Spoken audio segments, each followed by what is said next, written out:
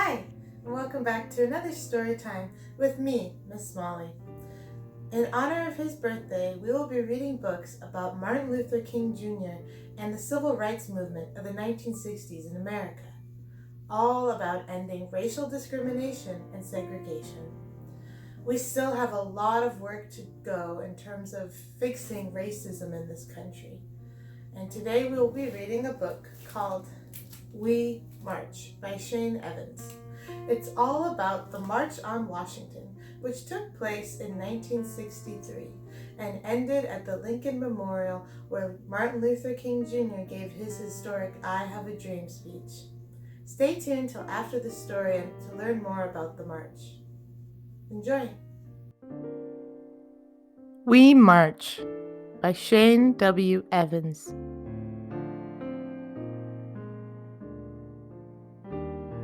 The morning is quiet.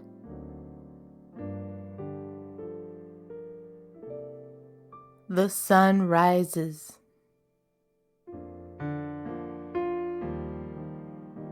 And we prepare to march.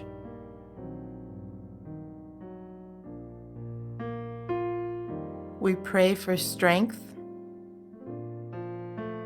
We work together. We come from all over to march.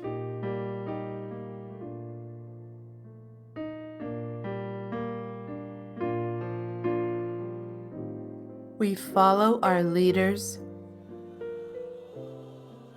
We walk together. We sing. We are hot and tired, but we are filled with hope. We lean on each other as we march to justice.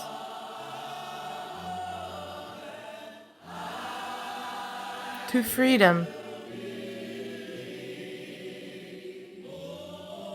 To our dreams.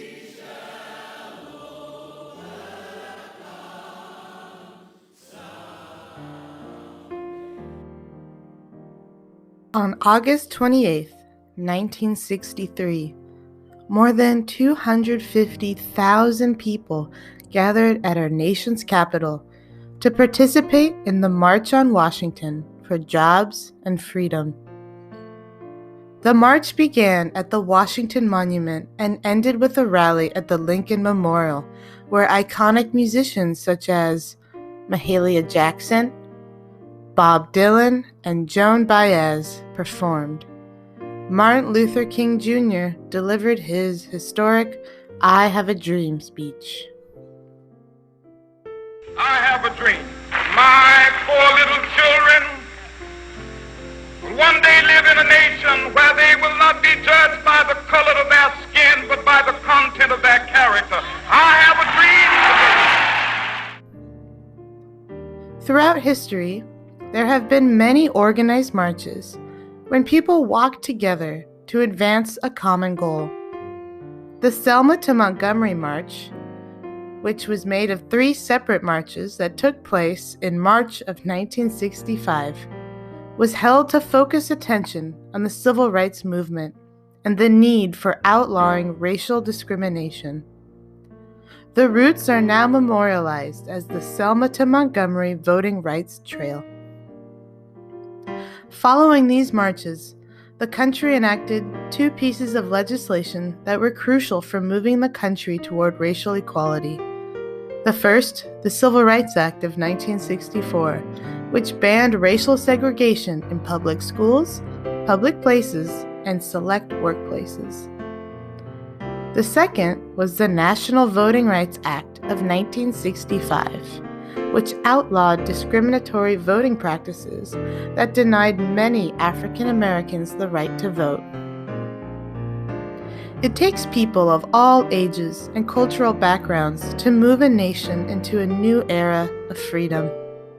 In a sense, these marches pushed old ideas out of the way and moved new ideas forward. History shows that where there is change, there will often be resistance to change.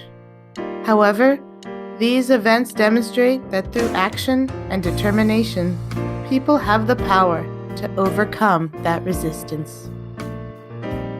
I have always been inspired by the idea of people coming together, joining hands in prayer, lifting their voices in song, and marching toward freedom.